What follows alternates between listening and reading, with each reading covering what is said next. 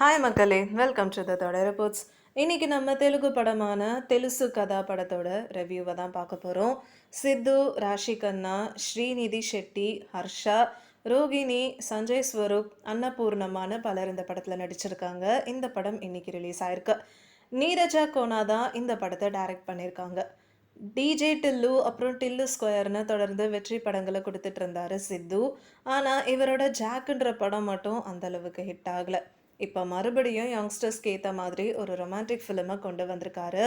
இந்த படத்துக்கு இசையமைச்சிருக்கிறது தமன். இந்த படத்துல இருந்து வந்த சாங்ஸ் எல்லாமே ஹிட்டு தான். காஸ்டியூம் டிசைனராக இருந்த நீரஜா கோனா இந்த படத்தின் மூலமாக டைரக்டராக அறிமுகமாகறாங்க. ஸோ வாங்க இந்த படத்தோட கதை என்னன்னு பார்த்துடலாம். வருணா நடிச்சிருக்க சித்து ஒரு அனாதை. இருந்தாலும் ஒரு ஸ்ட்ராங்கான லைஃப்பை தானே பில்ட் பண்ணிக்கிட்டாரு. இவரோட பெரிய ஆசையே கல்யாணம் பண்ணிக்கிட்டு குழந்தையோட இருக்கணுன்றது தான். ஆனால் இவரோட லவ்வர் ராகாவா நடிச்சிருக்க ஸ்ரீநிதி ஷெட்டிக்கு மேரேஜ் ஃபேமிலின்ற லேபிள்லாம் சுத்தமாக பிடிக்காது. அவங்களுக்கு இது மேலே நம்பிக்கையும் கிடையாது. அதனாலேயே இவங்க ரெண்டு பேருக்கும் பிரேக்கப் ஆயிடுது. இதுக்கப்புறம் வருண் அஞ்சலியா நடிச்சிருக்க ராஷி கண்ணாவை கல்யாணம் பண்ணிக்கிறாங்க. இவங்களோட லைஃப் ஸ்மூத்தாக போனாலும் இவங்களால குழந்தை பெற்றுக்க முடியாதுன்னு தெரிய வருது.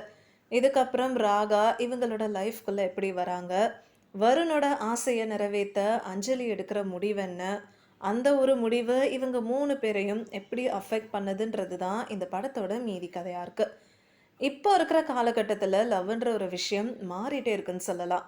ரிலேஷன்ஷிப்பில் எந்த ஒரு பிரச்சனை வந்தாலும் உடனே பிரேக்கப் இல்லைனா டிவோர்ஸ் பண்ணுறதுன்னு ஒரு ஈஸியான சொல்யூஷன்னு நிறைய பேர் நினச்சிட்ருக்காங்க. அந்த சண்டையோட ரூட் காஸ் என்ன, இதை சார்ட் அவுட் பண்ணி எப்படி பழைய நிலைமைக்கு திரும்புறதுன்ற ஒரு விஷயத்தை பற்றி மட்டும் முக்கால்வாசி பேர் யோசிக்க மாட்டாங்க. இந்த ஒரு விஷயத்தை தான் மெயின் பாயிண்ட்டாக எடுத்து கதையாக எழுதியிருக்காங்க நீரஜா கோனா. இப்போ இருக்கிற ஜென்ரேஷனுக்கு நல்லா மேட்ச் ஆகிற மாதிரி இந்த படத்தில் வர 3 கேரக்டர்ஸும் அமைஞ்சிருக்கும். ஒரு 5 சீன்ஸ் இந்த படத்தில் வரும். அது எல்லாமே இந்த படத்துக்கு ஹைலைட்டுன்னே சொல்லலாம். இந்த படத்தில் மொத்தமாகவே 9 கேரக்டர்ஸ் தான் இருப்பாங்க. அதில் சித்து, ராஷி கண்ணா, ஸ்ரீநிதி ஷெட்டி அப்புறம் ஹர்ஷா தான் முக்காவாசி படத்தில் வருவாங்க. சித்துவோட நடிப்பு செமையாக இருந்தது. அந்த டில்லு கேரக்டரை விட்டு கம்ப்ளீட்டாக வெளியில் வந்து ஒரு யதார்த்தமான நடிப்பை வெளிப்படுத்தியிருக்காருன்னே சொல்லலாம். இவரோட டைலாக் டெலிவரியாக இருக்கட்டும், கவுண்டர் அடிக்கிறது, காமெடி பண்ணுறதுன்னு எல்லாமே பர்ஃபெக்டாக பண்ணியிருக்காரு. ஃப்ளாஷ்பேக் போர்ஷன்ஸில் வர ஸ்ரீநிதி ஷெட்டியோட பர்ஃபார்மன்ஸும் சூப்பராக இருந்தது. ராஷி கண்ணா அப்புறம் சித்துவோட கெமிஸ்ட்ரி எக்ஸலண்ட்டாக இருந்ததுன்னே சொல்லலாம். அதுவும் ஃபர்ஸ்ட் ஹாஃபில் இவங்க 2 பேரும் சூப்பர்பாக நடிச்சிருந்தாங்க. ஹர்ஷா சித்துவோட ஃப்ரெண்டாக படம் ஃபுல்லாக வராரு. அதுவும் இவரோட காமெடி சீன்ஸ் எல்லாமே ரசிக்கிற விதமாகவும் அமைஞ்சிருந்தது. அன்னபூர்ணம்மா பாட்டியாக நடிச்சிருக்காங்க. இவங்க கிளைமேக்ஸ் சீனில் இந்த கப்பலுக்கு கொடுக்குற அட்வைஸ் ரொம்பவே ஹார்ட் டச்சிங்காக இருந்தது. டெக்னிக்கல் ஆஸ்பெக்ட்ஸை பார்க்கும்போது தமனோட சாங்ஸ் எல்லாமே படம் ரிலீஸ் ஆகிறதுக்கு முன்னாடியே நல்ல ட்ரெண்டிங்கில் போச்சு. பிஜிஎம்மும் சூப்பர்பாக செட் ஆயிருந்தது.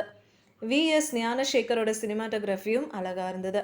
அதுலேயும் முக்கியமாக வருண் அண்ட் ராகாவோட சீன்ஸை கேப்சர் பண்ண விதம்லாம் ரொம்ப ஸ்வீட்டாகவும் பிரைட்டாகவும் இருந்ததுன்னே சொல்லலாம். நவீன் நூலியோட எடிட்டிங்கும் அட்டகாசமாக இருந்தது. ஒரு நல்ல ரொமான்டிக்கான கதைக்களம் தான். ஸோ கண்டிப்பாக இந்த படத்தை தியேட்டரில் போய் பாருங்கள். உங்களுக்கு இந்த வீடியோ பிடிச்சிருந்ததுன்னா லைக் பண்ணுங்கள், ஷேர் பண்ணுங்கள், சப்ஸ்கிரைப் பண்ணுங்கள் அண்ட் மறக்காமல் கமெண்ட் பண்ணுங்கள்.